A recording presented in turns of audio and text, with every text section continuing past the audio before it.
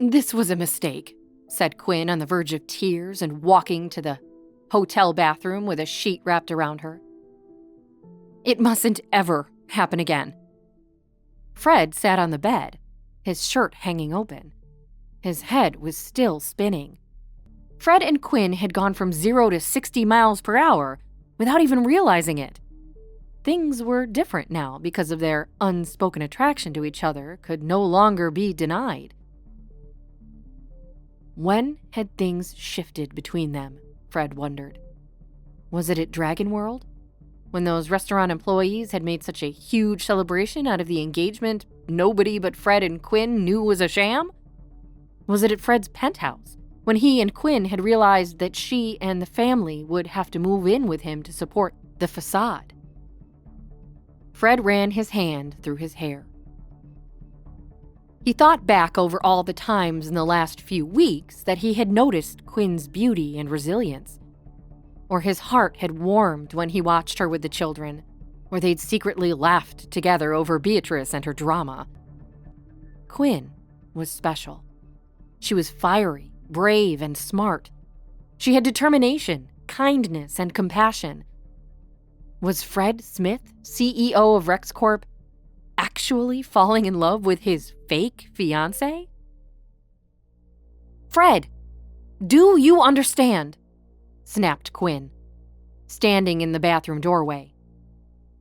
I may have brushed off Sammy's questions just now with a simple, "See you later, sweetie," but she's tenacious.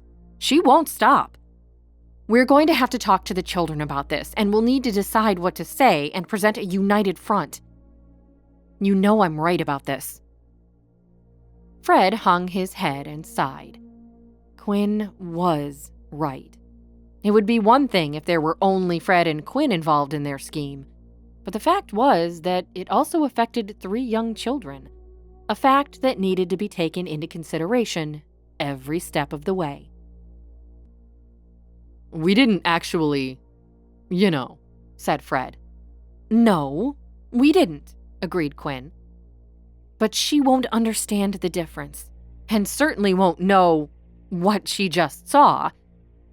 And I don't know about you, but I was planning to delay the whole birds and bees conversation until my kids were a little older than 6.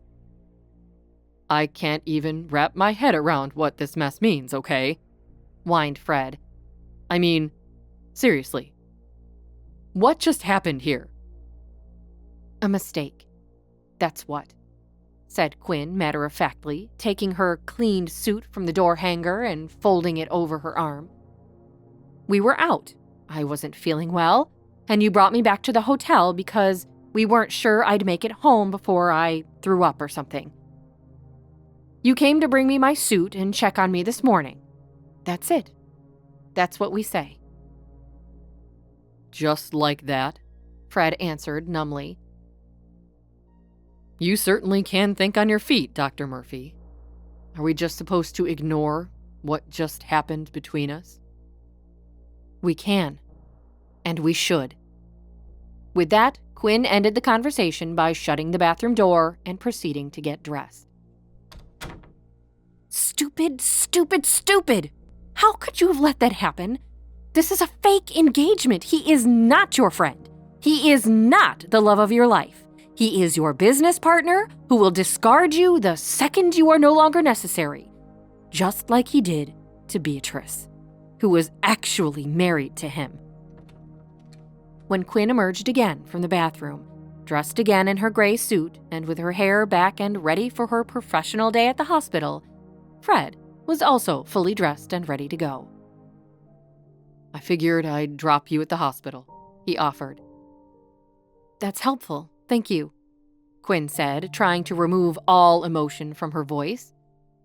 "I've got the movers set up to pack and move you this weekend," Fred informed her, aware that their interactions were suddenly sounding like those at a business meeting. "Great, that works, thank you," Quinn answered. "I figure I should probably just go home as normal tonight, with just me and my kids and Nora at my house." "If you think that's best," added Fred. "I do, yes." Quinn's words stung Fred a bit. But like Quinn, he would have to push his emotions and his attraction toward her out of the way for the time being. It was just better and less complicated for everyone that way. Fred opened the door for Quinn and motioned toward the hallway. "Shall we?" he asked. "Yes, thank you," she said in a clipped tone. They walked silently to the front desk where Fred checked them out, and then they rode silently, each lost in their own thoughts. Hi, Quinn here, and if you're wondering what happens next, click on the link in the description to listen to the full audio series. You can also watch the next episode here in the playlist.